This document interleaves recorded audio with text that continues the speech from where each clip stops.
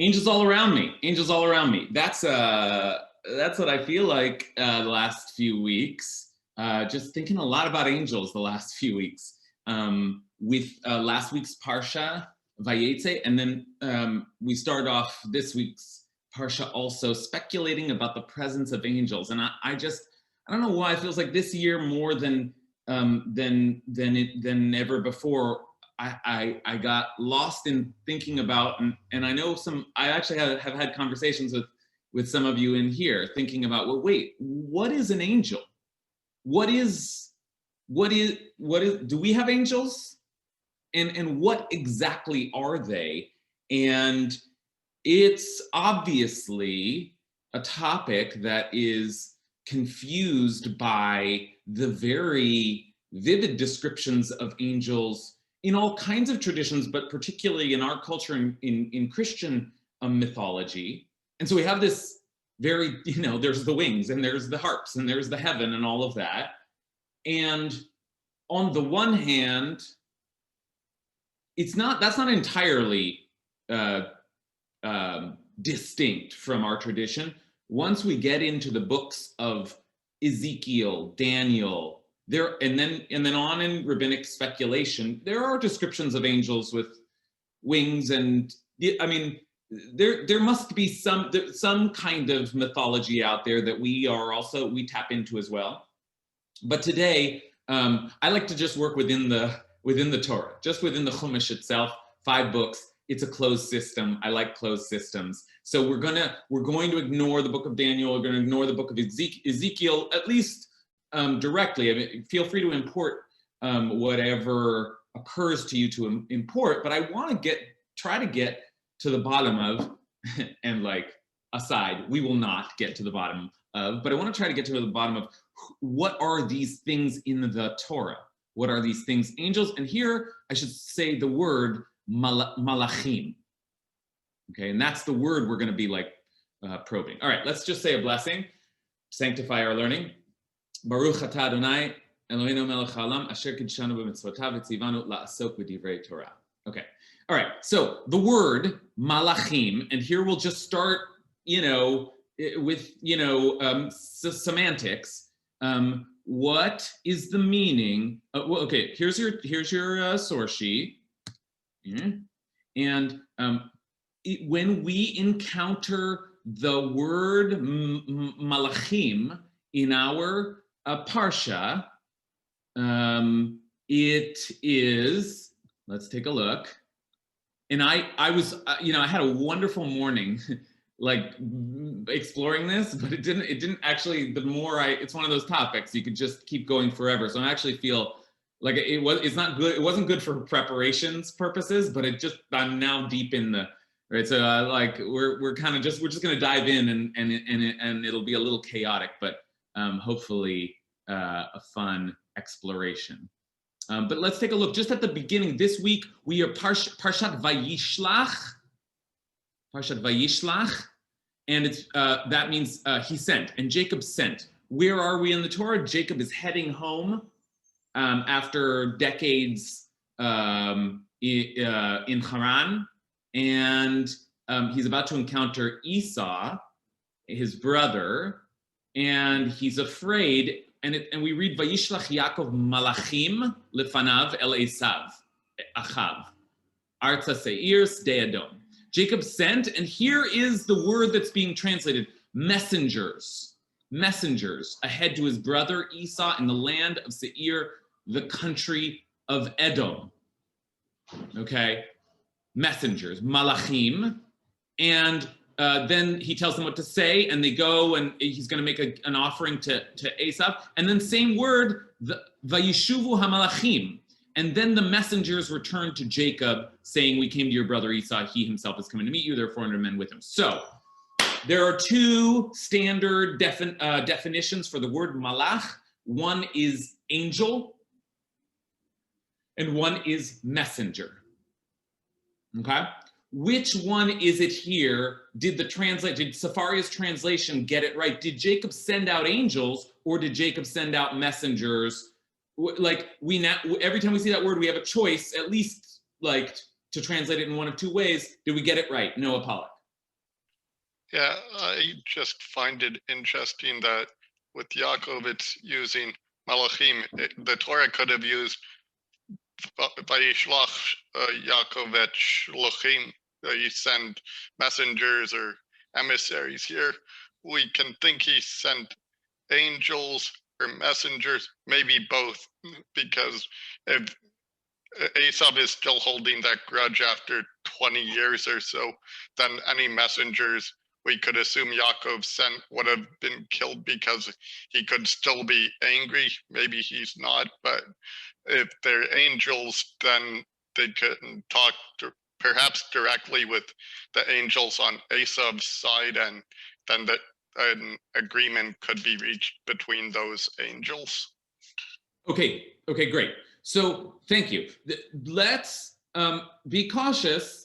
Noah is having us be cautious because, I think in some ways my question is rhetorical, right? Like the obvious answer to the question is, well, of course it's messengers here. Jacob didn't literally like toss out angels.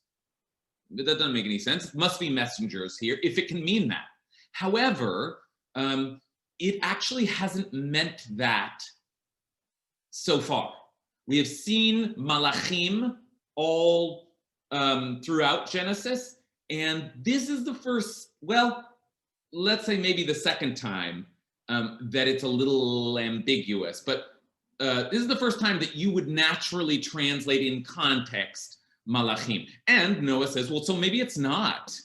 And maybe these are angels, and somehow that's the idea. I mean, this is a book about like God and people with spiritual, power. So he sent out actual angels. Though what would that mean? Okay, Yonatan?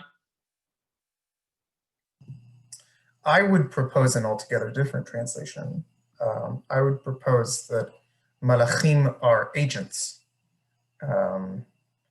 as in ones who do melacha, right? That they are the ones you send to do your bidding. Who you send to do your bidding looks different if you are a human versus if you are God, but the angel describes a function or an office rather than a particular being. Okay, good. Okay. Yonatan is, as usual, like has a kind of a different but very sophisticated approach here, which is to say, whoa, you're setting up a binary, but maybe neither of those things, maybe there is actually one word, and it's, call it agent, and Yonatan's right, related to the word for work. A malach is an entity which is an agent and performs a service. But now that in some ways resolves the question, but I might still ask, okay, but what's an agent of God? And is it different from an agent of Jacob? Or is Jacob sending that same thing that is an agent of God? Just another way of asking the question, okay? But I do think that this translation does the obvious thing, which is to translate this as messengers, even though so far we've seen malach as angels. Okay, meaning I do think that if the question is, did Jacob actually send out spiritual entities the way that God might? And I'm already, what did God send out? We'll look at that. But did Jacob do that? Or are these just, I might send you as my agent or my messenger to deliver a message, okay? Right, and remember, as Noah said, we could have used a different word, right? Moshe sends out meraglim or tsofim. There are many words that we could have used, shluchim, but instead shluchim probably wouldn't be, and that'd be like later. But it's a distinct word. It's a distinct word. Okay, so let me just complicate the matter a little bit further before we just start. What I want us to do really is just to be looking at the scenes of malachim in the Torah and thinking, what is this thing? Okay, but I want to just like take you, in this round of our tour through the Torah. I wanted to bring us into the world of Torah commentary, and so we're looking at the text of the Torah. We're also looking at some of her classic commentators, and Rashi obviously is chief among them. And look at what Rashi does here. I mean, it's a beautiful example of him saying a lot with very, very, very little. It's very, very typically terse. Rashi just says, "V'yishlach Yaakov malachim, malachim mamash." Like Jacob sent actual angels. That's what he means. Actual malachim mamash. Like real angels, not like lest you think in your like modern, cleaned up translation that this was just messengers. No, Rashi says these were actual angels. Okay, so part of what we have to ask is where does Rashi get off? I mean, what's Rashi talking about? Okay, Wendy and Arlene. My understanding, my vague understanding of angels, because it's a concept that's beyond us, is that angels are referred to as like pockets of energy. These are beings that are, yes, from God, with no emotion, but with a purpose. And I think, and as Rashi is saying, these were not, this elevates, it's not just a messenger, it's a person. It's taking into account, as I'm thinking about it, maybe Jacob's kavanah, his intention in sending these people out, these angels, there's also the notion, we talk about people being angels, that each one of us also within us, we have that possibility of having angelic energy, of having that pure purpose. So I think that there is an intent, there's that kavanah that Jacob is sending with these malachim. Okay, beautiful, great. That is a perfectly, I think, plausible framework here, which is that there's surprise. The people in the Torah actually spoke like we might speak, like, oh my gosh, you're just an angel. You're one of my angels. Oh my gosh. And this woman came up to me like an angel and she handed me a piece of bread, right? And that's Jacob's thinking. And it's not just like sweet talk. It's a way of saying, no, this is when God delivers some message, whatever form it takes, that the delivering agent, to use Yonathan's word, is an angel. So Jacob sent out angels, right? And I think just as a tie into that, because the words that are used is Jacob's telling his brother all these things that he has, but he's not. The notion is he's not just telling him all these things he has. He's saying it in a way of an offering.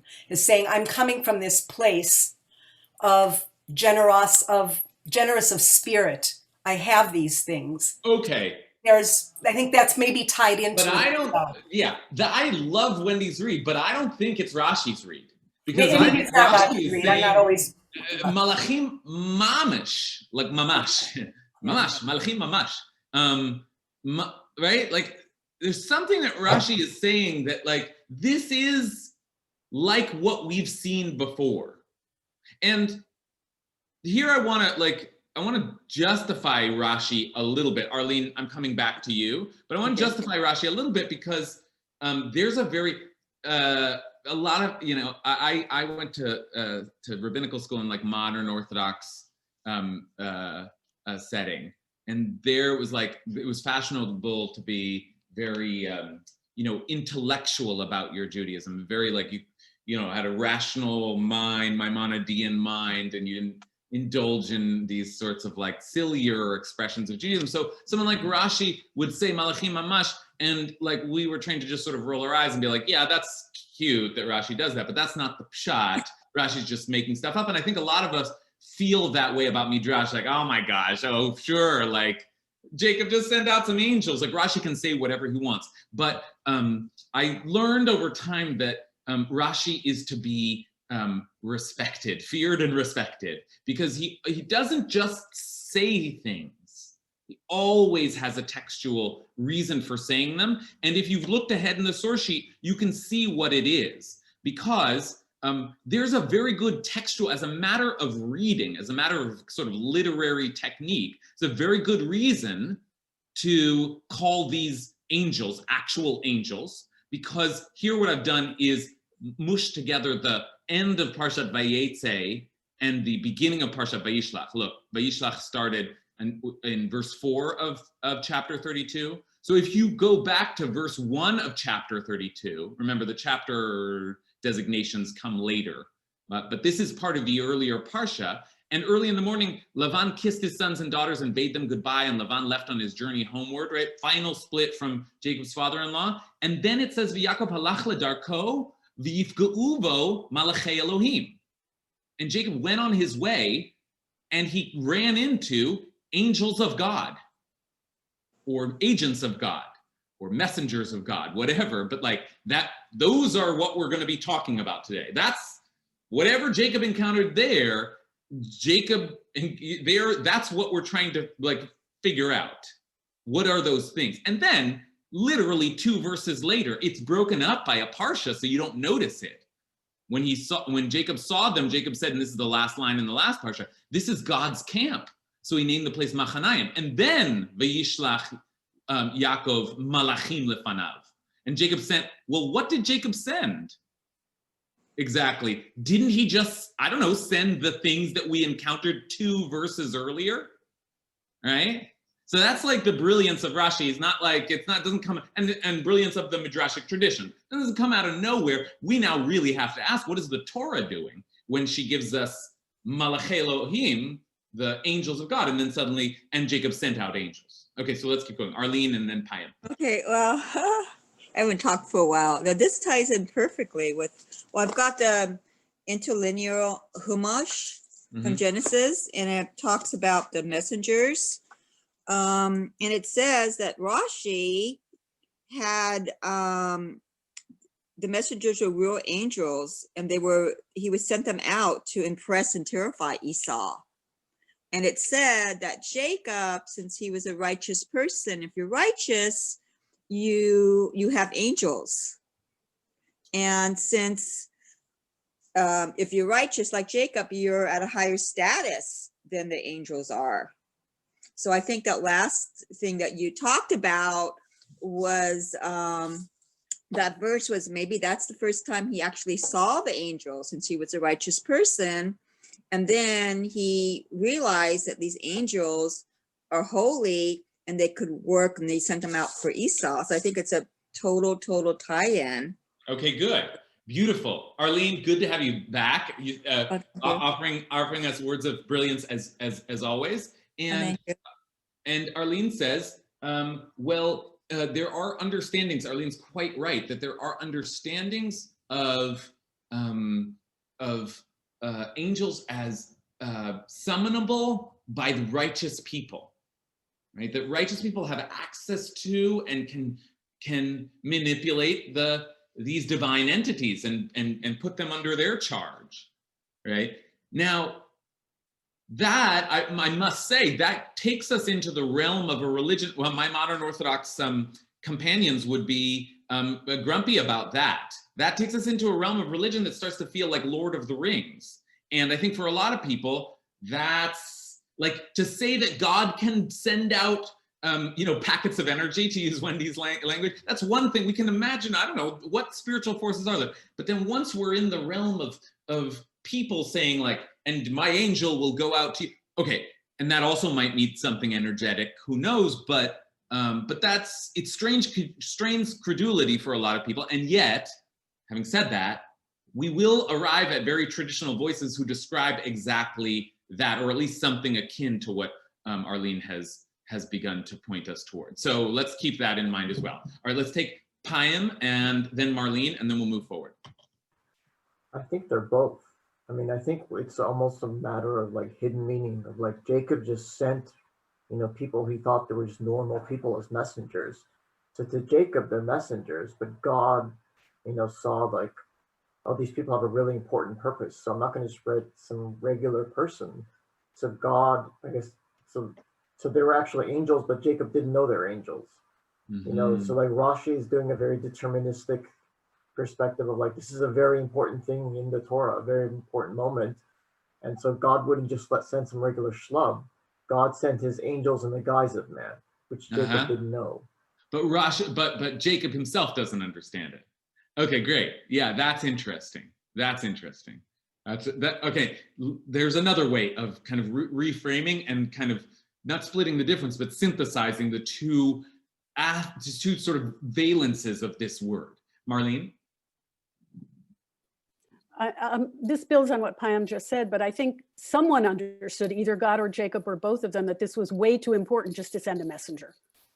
So there had to be something, this was going to be such a momentous meeting that he didn't just want to send out a scout to say, oh, there's Esau, we can, go on with our whatever we're going to do. But they had a lot to deal with between them.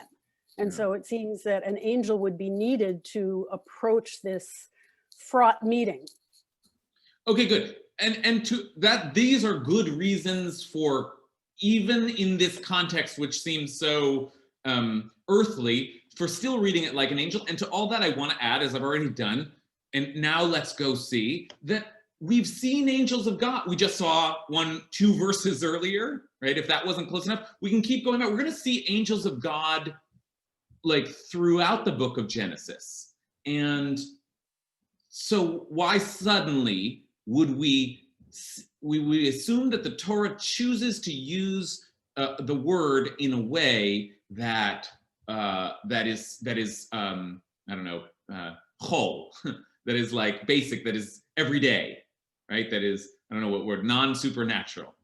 Okay, so I want to. We justified Rashi by seeing the connection that Rashi made to the angels of God that were just 2 verses earlier. I want to go start taking a look at those angels of God and see. Actually, following the Rashis here is quite helpful. So let's go back to that the one we just the verses we just looked at, where Jacob went on his way and angels of God encountered him. Now, that is a much more difficult verse to make sense of, because what? I mean, we're not just asking like, oh, what are these? Like, they encountered him. Why did they encounter him? And it's all very not just mystical, but mysterious. Right?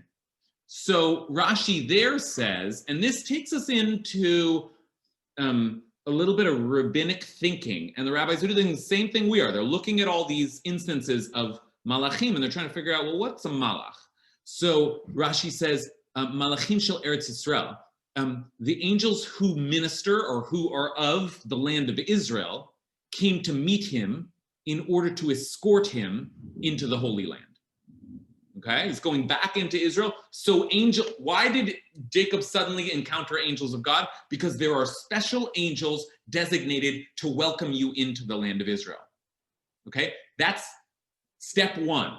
Now, step 2 is Rashi is building on something he's already established, and that came at the beginning of last week's Parsha. We're just looking at the end, jump to the beginning, and Jacob has his famous dream, right? Where a stairway was set in the ground and its top reached to the sky. But hine malachei Elohim olim v'yordim bo. And there were angels going up and down this ladder. Now, it's in a dream. So I don't know, he can dream anything. But what are those angels? And Rashi there says, it first states olim, ascending, and then afterwards descending. Those angels who accompanied him in the land of Israel were not permitted to leave the land. They ascended to heaven, and angels which were to minister outside the land descended to accompany him. Now, this is step 2, just in building at least Rashi's vision of what an angel is. Now Rashi is building on another principle that he's already established, and we'll go see where, which is that angels all serve a particular function. And I think one of you was saying something like that. Wendy, I think, was saying something like this. There is an idea that the rabbis have that an angel is something which is sent by God to perform one and only one function. That's interesting, right? Think about Yonathan's word, an agent. But as the rabbis understand it, it is that the point of an angel is it is an agent of one mission. Every angel is like the expression of one purpose, an expression of one message, something like that. Okay. Now you have like just some instances of angels as they appear in the Torah in Jacob's life, and the beginnings of some description of what angels are, which is that angels are things which can greet you or take you places, will escort you somewhere, and that angels only seem to be one directional, one purposeful, right? Okay, so I don't have a good question. I ask you to respond to that. Ari. It's interesting. I read it a little differently in that there's a hierarchy here. There's angels of God, right? And the text very explicitly doesn't just say angels. They say angels of God when they want to say angels of God, versus what Jacob sends, which are just messengers. Yeah. It's much more secular what he's doing, in effect. He's sending, clear messengers. And maybe, I mean, you could say they're infused by the Spirit of God and all this kind of stuff. But to me, it's very, at least when I read the text, right, something that's coming from God versus just messengers, maybe inspired by God, maybe not, maybe whatever. It's a clear level down. Okay, great. Now that's brilliant. Thank you, Ari, because in some ways, this has been easier. Ari does the cutting and correct work of splitting the difference between messengers and messengers of God. Hello, it's always an angel is a messenger of God. Like, and when it doesn't say of God, it's not an angel. Like, why dry me a cup, as they say? Like, there's a very clear, and yeah, we've seen all of the angels that we have seen before in the book of Genesis, but they're always called an angel of God. Okay? Who's the first person to encounter an angel in the Torah? Abraham. No, actually, that you would think. Hagar? Hagar. Hagar is the first person to encounter an angel. Actually, let's just go see that. And then, yes, Abraham is the next. But Hagar, let's see, where did I put that? I got a lot of material for you here today. There's no way we'll get through it all. But take a look at this. Yeah, Hagar is driven out of the house. Sarah is torturing her, and an angel of the Lord, Malach Hashem, not Malach Elohim, but Malach Hashem, found her by a spring of water. And in this passage, it's look at how it's emphasized again and again and again. And the angel of the Lord said to her, and the angel of the Lord said to her further, and the angel of the Lord said to her further. I think I even missed bolding one. Yeah, I missed bolding one. I think there are a total of 4 mentions of the angel of the Lord, the angel of the Lord, the angel of the Lord. Okay, so that's when we know it's an angel of God, is when it says it's an angel of God. That's a great way to split the difference. Now, okay, I want to turn to the group, but I want to do one more major thing before I do, which is to say, I want to respond to Ari's concern, or Ari's technique here of splitting the difference between angels of God and regular angels. And to say, and this to me is like, this is a critical moment. There is one other place in Genesis where angels are just angels stam, or where malachim are just malachim stam, not malachim of God. So they're not messengers of God, they're just spoken of as messengers. And yet they seem to be angels. And it's a very confusing moment. And I think in some ways, this moment, or the juxtaposition of 2 moments, is the piece that we need to really start thinking about this thing that we've all been sensing all along, which is that there actually seems to be a blurry line between angels of God and then people acting as angels. And the scene that I am talking about is back in Parshat Vayera. And we'll just look, we're not going to read all of this, don't worry. But I want you to just see that chapter 18, Genesis, right? Parshat Vayera, the Lord appeared to Abraham in the terebinths of Mamre. He was sitting at the entrance of the tent as the day grew hot. And looking up, he saw 3 men. It says men standing near him. As soon as he saw them, he ran from the entrance of the tent to greet them, and bowing low to the ground, he said, "My lords, if it please you, don't go on past your servant." Okay, so those are 3 men, and yet they take off after a while. And when they get where they take off to go to Sodom, but when they get there, all of a sudden, we don't read about men arriving. We read about malachim arriving. Vayavo shnei hamalachim. And the 2, and here the translation is angels, and the reason probably is because these men do deliver a message from God. They did for Abraham also, and they also like have magic powers. They strike people with blindness. They rain fire down upon the city. They escort Lot's family out. They seem superhuman. But the main point for our purposes, and I'm sorry to like beat you over the head with all of this, but I'll open up the conversation again soon. But the main point is they're called men, and then they're called malachim. And you may have also noticed there are 3 of them and 2. And here Rashi gives us, this is the first appearance of Rashi's sort of theory of what angels do. And Rashi says, 2, because 1 was to destroy Sodom and the other to rescue Lot.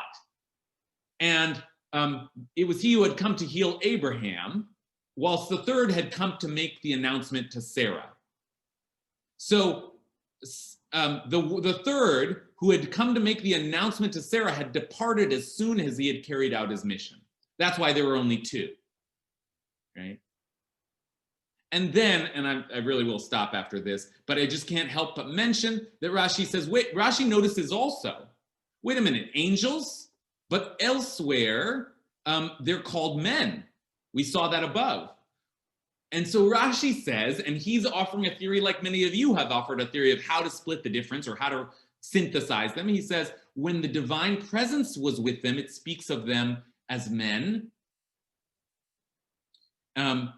In other words, when God was there also, they appeared as men, but when God departed, they appeared as angels. Okay, I'm not sure that helps us so much, but the point is, you can see like Rashi dealing with something that the Torah is forcing us to, like almost like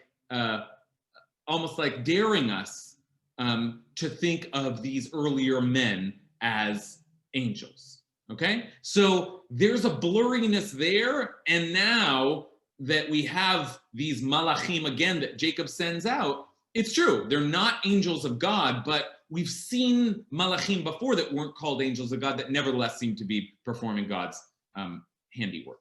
Okay, I'm sorry, that feels to me like more talking in a row than I ever want to do, so I apologize for that. But now we have a lot of information, a lot of a sense of how angels can appear as just angels of God, but also how they sometimes appear, and it's like, do they appear as men, and then they become spiritual beings? Or no, should we have read that all as like, no, they're actual humans who perform God's work, right? We can imagine marking this in a lot of places along the spectrum. Okay, so let's start hearing from folks. Lila. Hi. Hi. I think that there might be some question here about like, maybe this distinction we have, like maybe this is a world in which like human being and celestial being, I don't know, like there's some crossover that we might not be able to understand. But I also just think back to like when I was growing up in like Jewish day school, it was almost like this game, like you'd read about Torah characters. I'm just processing it now, like discovering, like encountering angels, or are they angels? And like as kids, like it felt like this, like we were being engaged as readers.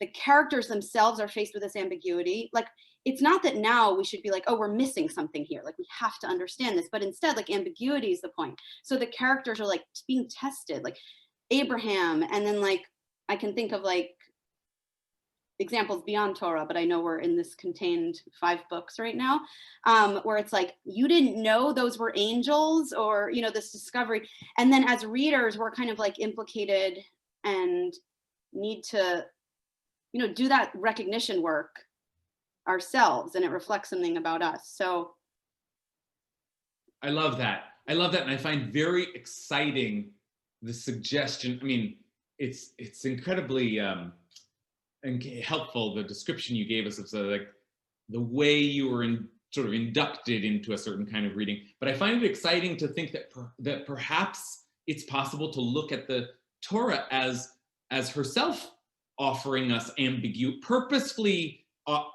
We're just going to sit here for this hour and try and consider what a malach is, and that maybe the Torah actually like wants to leave it open, wants it to be a little blurry. Because after all, the concept is a little blurry. What is an emissary of divine will, right? Love that. Okay, let's see, Rachel.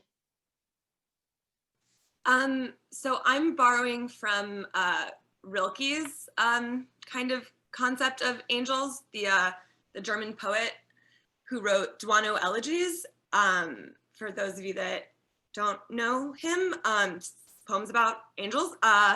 He kind of viewed angels, I believe, and it's been a long, long time since I studied him, as like bridges between the like mundane in the world and the spiritual.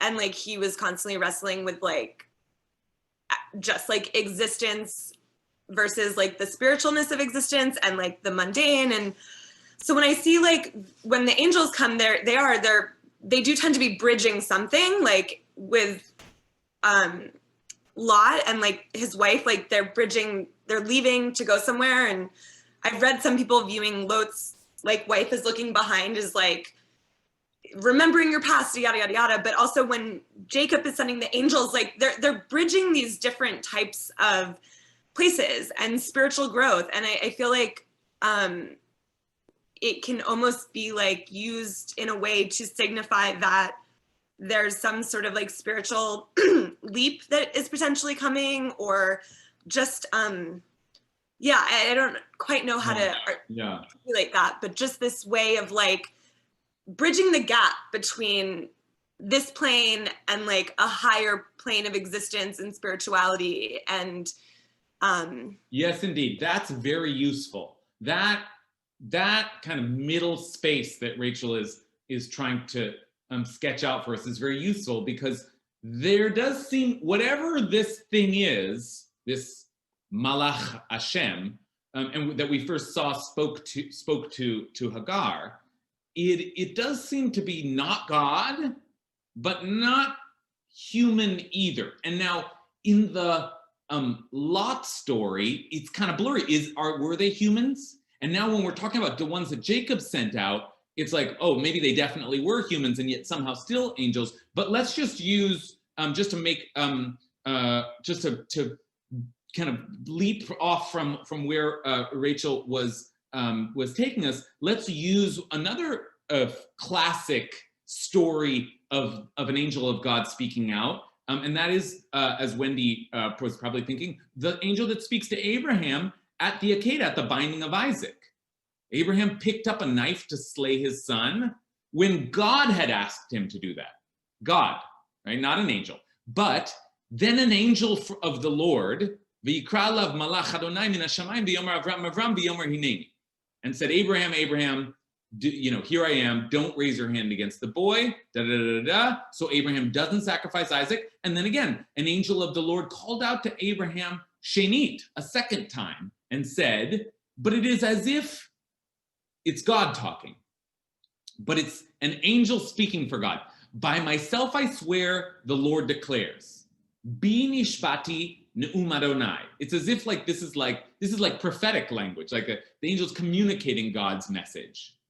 because you have done, all right, so there's one of the most kind of classic, horrifying, intense scenes, encounter, God coming down from the heavens to stop Abraham from doing the very thing that God asked Abraham to do, and yet it isn't God, God's self, it's an angel of God that stops Abraham. So what is that thing? And is it doesn't seem human, does it? Right? But it's not God exactly either. What is it? Right? Okay, Matt Silverstein. I have a question, but then I'm going to make my comment before you answer. Do we see any other time where a person tells the angel what to do and they do it? We have conversations, oh, don't leave, oh, don't go out there. But this seems to be the only time where they say, hey, go do something, and they go do it. And to me, that's the key thing about this interaction. But I want to say something that Leela said. Yeah. I'm going to say it slightly differently, but I think she covered most of the ground, which is I think that they are trying to understand how God interacts with the world, how God imposes his will. So I'm actually going to go back, to Genesis 1, where it's so nice and clean and clear. God said, and it happened. God said it. And now, but in this world that I live in, how is God acting is a much more complex thing. It's not God. Wait, Matt, you went silent. Just, it's not God. You have to, it's not God. So that, anyway, I think that's the same point she was making. Okay, I'm yes. just making it from another side. Okay, but Matt is taking us now into very, very rich soil here, right? Like the question of how does God interact with humanity? What does that really mean? I mean, I guess in the Garden of Eden, God's like, hello, here I am. But that's a mythic tale. And yes, we do have many instances of God speaking to Abraham. But I don't know. I mean, what does that mean exactly? And certainly as we imagine God having an active role in stories, it might make sense to think, well, not God, but an emissary of God, right? So we can begin to think about that, an angel as a way of thinking about that middle space, that space of seemingly unbridgeable gap between the terrestrial and the heavenly, and yet the angel is sort of is poking through that hole. All right, Jen. Yeah, I'm really struck by the comment that ambiguity is the point, and it makes me want to think about, okay, if ambiguity is the point, then what is the point of ambiguity? And some of what you're saying about that there's some kind of fuzzy crossover line between the divine and the mundane. I really love, especially since, like, at least my reading is there's a lot of discourse in the Torah about dividing things and putting them into categories. And here we have something that's telling us, well, there's a little bleed over. But the other interpretation that I end up having is that the Torah is really not concerned with whether or not we believe in literal angels. It's ambiguous because it only matters whether you believe in angels if an angel's talking to you. And then it really almost doesn't matter whether it's a literal angel or not. Mm-hmm. Mm-hmm. Yeah, I love that. Yeah, I love that. And actually, on that note, I want to think about what these people experience. What is their relationship to these forces? And here, I want to do two things. I want to take us back to that place where Abraham sees the men come by, because there's a lot in there. I think actually we probably went through this last year when we studied this Parsha, but this is one of, I think, the most beautiful and dizzying moments in the Torah, and it has a lot to do with what we're dealing with right now. That is when we saw Abraham, let's see here, this Ramban, we're actually going to look at this, although not all of it, but when we saw Abraham, Abraham had just had God appear to him, right? The Lord appeared to him. So he saw God, no? God appeared to him. But then, v'yisa einav, then he picked up his eyes. So now what does it mean? God appeared to Abraham, but when Abraham picked up his eyes, vayar, he saw v'hine shlosha anashim, but he saw 3 men, nitzavim alav, standing above him. There's a connection right there to Jacob's ladder also, but we'll leave that for now. So he saw them, and he went v'yaratz likratam, and he ran to go greet them. Mipetach ha'ochel v'yishtachavu asa, and he bowed. And then now this is really interesting. Vayomar Adonai, im na matzati chen beinecha, al na tavor me'al avdecha. And he said, my lords, if it please you, do not go on past your servant. Some of you are probably already seeing it, but the word for my lords is also the word that we use for God's name, Adonai. And Abraham speaks in the first person or second person singular. I always mess that one up. Second, you, not you 3. So this can also be read to mean, oh, God, you just appeared to me. Now I have to attend to these 3 men. Will you not leave? Okay, but you understand what I'm saying? But that ambiguity in itself, the fact that there's a word that seems like it could be read either way, either as God or the men, and the fact that God appears to Abraham, but what Abraham sees is men, that gets to the heart of the matter. They were men, they were God. I don't even know how to say it, right? Like God appeared, and yet what Abraham saw was men. And this, I think I have to do also, which is to take us a little bit into this Ramban. Here are 2 classical takes on exactly, well, how do we make sense of this? And one is Maimonides and one is Nachmanides. So there's a huge piece here, and it's a famous piece. And if you like this stuff and you want to do some not homework, but further reading, read this whole Ramban. It's fascinating. It's a kind of as he does, a kind of a discourse on angels. But what I wanted to highlight is that he first raises Maimonides' opinion. He says in the book, The Guide for the Perplexed, it's said in the section that is present, blah, blah, blah, blah, blah. The verse first states that God appeared to him in prophetic visions, and then how this prophetic vision was. So it was all just a vision. And the vision of God that Abraham received came to him in the form of men. However, the Ramban doesn't like that because the angels actually did things in the city of Sodom. So what do you mean? The visions, right? This, according to this opinion, this requires us to say that this in the matter of Lot, that the angels did not come to his house and he did not bake for them matzot and that they ate, but rather the whole thing was a vision. So that doesn't make sense to him. And so, and here's your second take on what Maimonides says, it's just visions.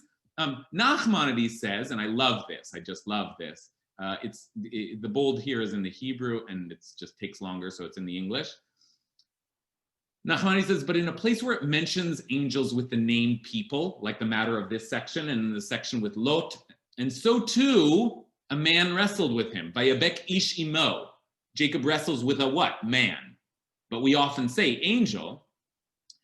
And also when a man finds Joseph later on. So lots of instances where suddenly now, every time we find, it's like what happens is angels get conflated with men. And then every time you see the word man, you say, oh, that must be an angel.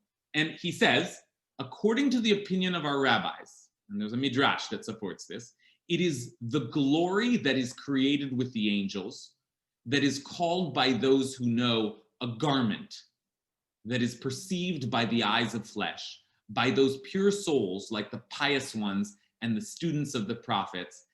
And I cannot explain it. I cannot explain it. And the language here in the Hebrew is velo chalefaresh. And it is not clear to me whether he means, I don't know what this means, which is possible, or whether he's saying like, this is a secret, I can't really talk to you about this, which actually seems more likely. Okay? So there you have 2, and I mentioned this when Arlene earlier was saying the righteous.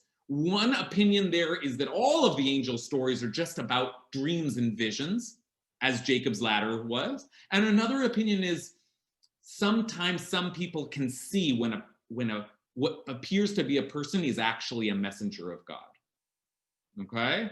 Okay, so we got a lot of theories on the table here, and we're still hovering in this middle space that Rachel laid out for us, between God and humanity. What is this thing in between? Okay, let's hear from Liz, and then Kathy and Hal. Throughout this whole discussion, I've been really struck by the intangibility of the angels when they're not referred to as men. And so in thinking about what that means, like in our lives, you know, what are the angels? How are the angels? How do we perceive angel kinds of things, you know, in our life around us? It seems to me that there's an intent, there's a meaning, something, you know, that opens our hearts, that creates a space for a wisdom that might be just greater than us.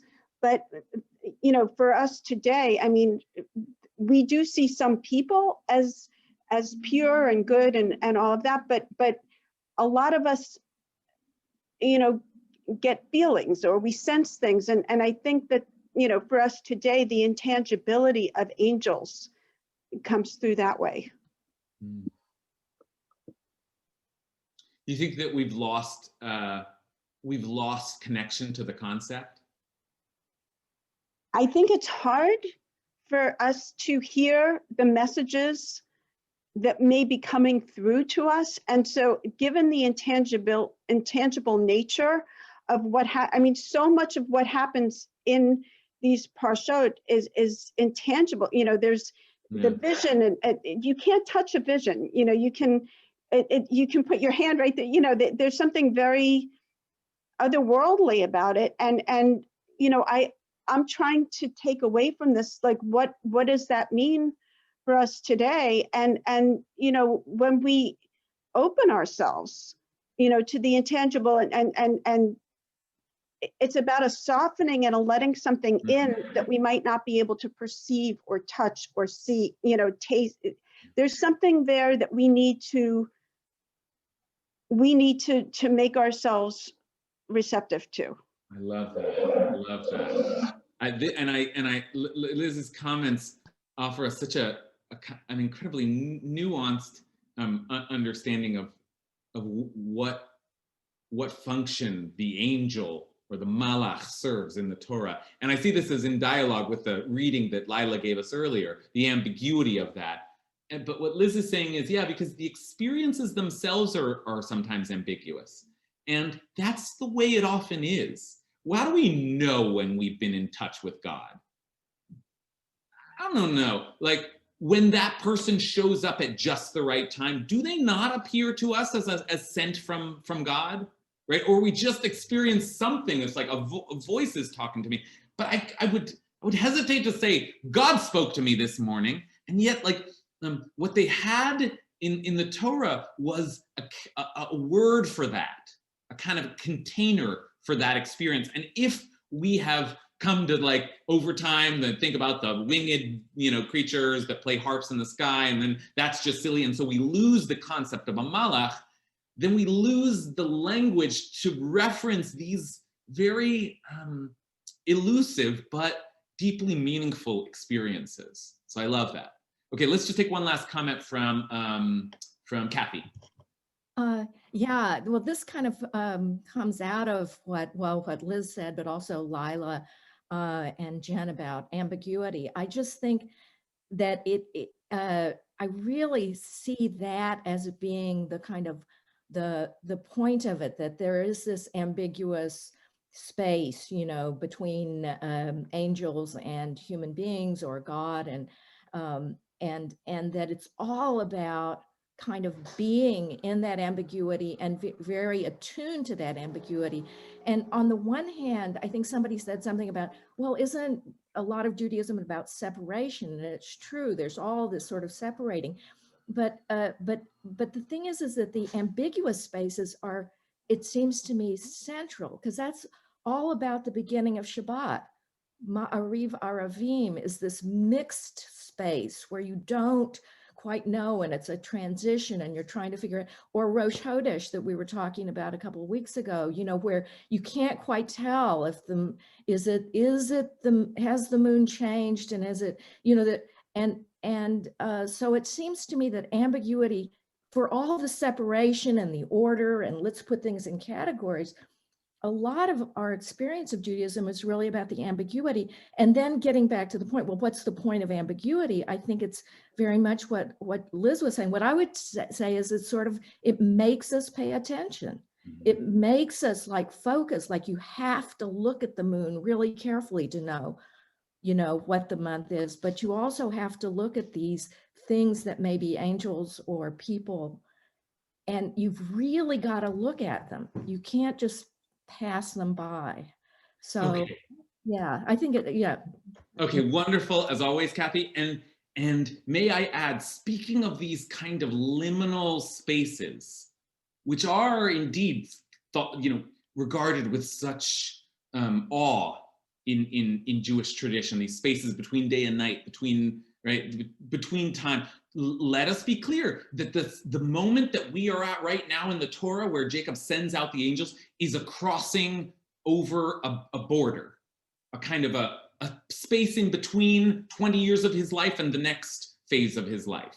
So Jacob he's literally crossing over, and that's all of Rashi's language, is that you're in that space between Israel and Chutz La'aretz. And so what's happening in there, right? I think Kathy's comments become echo even louder there.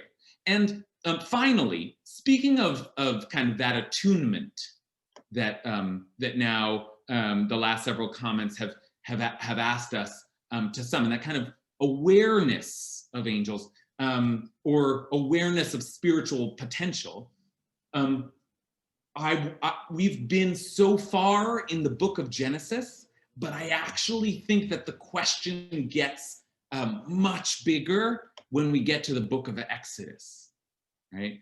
Then the question of what this thing is becomes, I think, very important, because the angel of God, where once it spoke sometimes to people in certain situations, now becomes the pivotal figure in a couple of key moments, and I will just close with them. Did you know, I guess I don't know if I would have remembered that the burning bush is an angel, right? Or at least at first. Now Moses, tending the flock of his father-in-law Jethro, the priest of Midian, drove the flock into the wilderness and came to Horeb, the mountain of God. Vayera malach Adonai elav, and an angel of the Lord appeared to him in the blazing fire out of a bush. He gazed, speaking of a vision, he gazed and there was a bush all aflame, yet the bush was not consumed.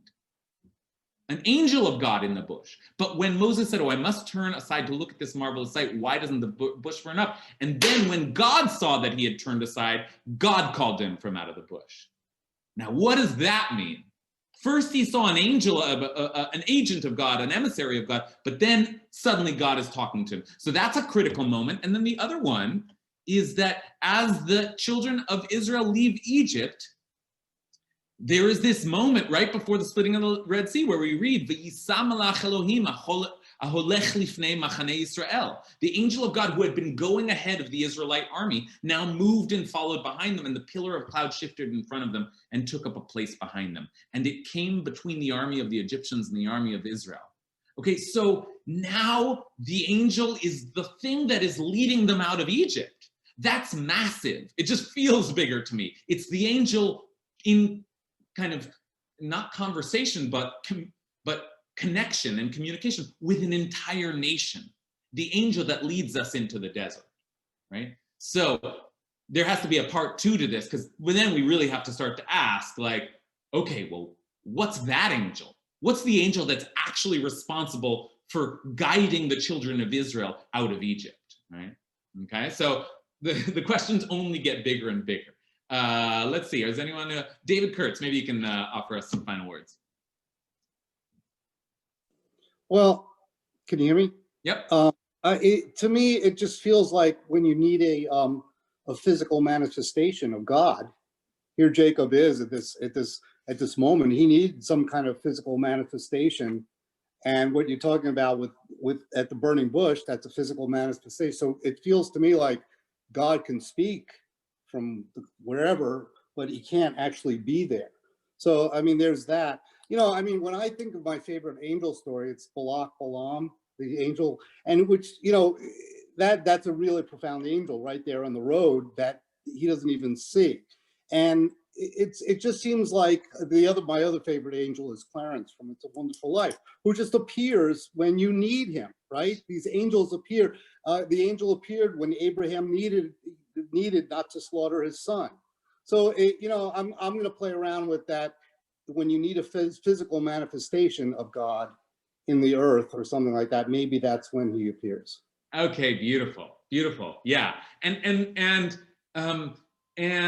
let's, with that language, let's now end by looking at once again the language of Jacob himself, and even more so, Jacob actually not just sending, but now speaking about an angel. We'll just end with this final very beautiful blessing that we have inherited from Jacob, that Jacob gives to Joseph and Joseph's two sons. Perhaps you remember that he blessed Joseph, saying, "The God in whose ways my fathers Abraham and Isaac walked, the God who has been my shepherd from my birth unto this day." And this is like towards the end of his life, when he's sort of on his deathbed, and he says, Hamalach hagoel oti mikol ra, the angel who has redeemed me from all harm. Bless the lads. In them may my name be recalled in the names of my fathers Abraham and Isaac, and may they be teeming multitudes upon the earth. So what is he talking about there? It's still very ambiguous, right? Or, borrowing from David here, is it just a word for describing the presence of, just it needs a tangible way to describe, there's been a force guiding me throughout my life. I call it the angel, you know, but it's essentially God, or I don't know, the forces of, anyway, maybe we'll end by singing this. Do you know the song? You know the song? I have to start low because I can never hit the, Hamalach hagoel oti, Hamalach hagoel oti mikol ra, Yevarech et hanarim v'yikavem shemi, V'shem avotai v'shem avotai Avram v'Yitzchak v'yidgul harov b'kerev haaretz. Okay, just a little out of my range there. Anyway, have a good day, everybody. Nice learning with you. See you next week. Rabbi. Thank you so much.